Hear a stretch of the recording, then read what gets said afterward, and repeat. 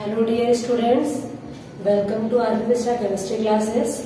जैसा कि आप सबको पता है कि आज क्लास 12 बायो का और क्लास 11 बायो का दोनों ही गवर्नमेंट स्कूलों में एग्जाम हुए हैं। तो आज हम क्लास 12 बायो का सेट ए और बी लेकर के आपके सामने आए हैं। अब ये दोनों ही सेट मेरे को इसलिए मैं लेके आ पाई क्योंकि सेट ए जो था वो मेरे स्कूल गवर्नमेंट फरवार हायर सेकेंडरी स्कूल के बच्चों के द्वारा मुझे मिला, और सेट बी मेरी कोचिंग में जो बच्चे आते थे, लगभग आपके पीके स्कूल से हो गए, अजगरा हाई स्कूल हो गया, मार्टन से हो गए, इनमें आए हुए थे। और अगर आपको इससे और सी और डी इनके चाहिए तो आप मेरे यूट्यूब चैनल पे आप मुझे कमेंट में भेज सकते हैं और फिर मैं उसका आपको सोल्यूशन दे दूंगी। स्टार्ट करते हैं। टिक द करेक्ट ऑप्शन, जिसमें पहला क्वेश्चन आपसे पूछा जा रहा है कि हाइड्रिला में किस प्रकार परागण होता है। तो हाइड्रिला में बेटा जल परागण होता है। दूसरा क्वेश्चन पूछ रहा है कि कितने द्वितीयक शुक्र कोशिकाओं से 200 शुक्राणु बनेंगे। तो उसमें क्या आपका ऑप्शन होगा? 100 होगा। ठीक है। आईवीएफ में स्थानांतरित किया जाता है युग्मन को गर्भाशय में। पुरुषों में बंध्यकरण की विधि है वैसेक्टोमी। यौन संचारित रोग है, जितने भी आपके उसमें दिए हुए थे 3 ऑप्शन, उन तीनों में से तीनों होंगे। जैसे कि एसटीडी हो गया, सेक्सुअल ट्रांसमिटेड डिसीजेस, एसटीआई हो गया, गोनोरिया, ये तीनों ही यौन संचारित क्या होते हैं?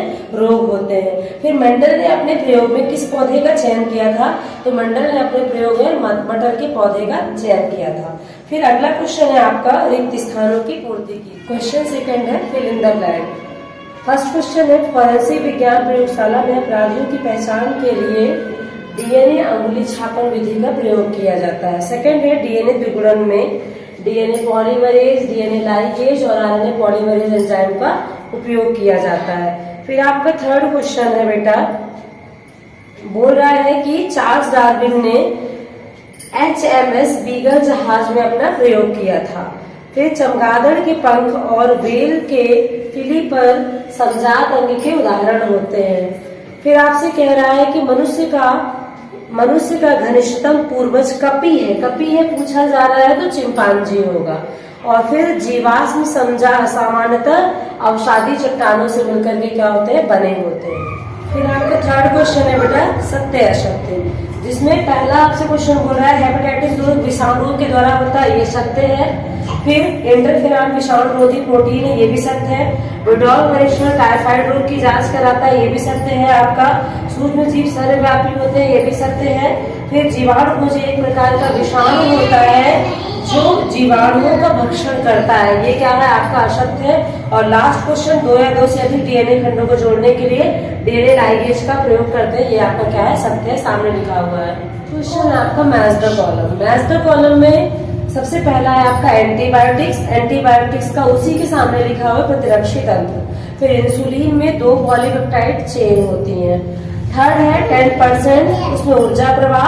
फोर्थ है जीवाणु एवं कपक, ये दोनों क्या होते हैं? अपघटन करते हैं, डिकम्पोजर्स होते हैं। और चीता जो होता है वो क्या होता है? तृतीय उपभोक्ता होता है। लास्ट क्वेश्चन है आपका आंसर इन 1 वर्ड, जिसमें फर्स्ट क्वेश्चन बोल रहा है पारिस्थितिक तंत्र की मूल इकाई का नाम क्या होता है? पादप होता है। दूसरा, बहुत सी खाद्य श्रृंखलाएं आपस में जुड़कर कौन सी संरचना का निर्माण करती है? तो बेटा खाद्य श्रृंखला का। फिर उसके बाद पूछ रहा आपसे कि पारिस्थितिक तंत्र के जैविक घटक वाले भाग अपना भोजन एक दूसरे से किस प्रकार प्राप्त करते हैं? तो सूर्य के प्रकाश के द्वारा।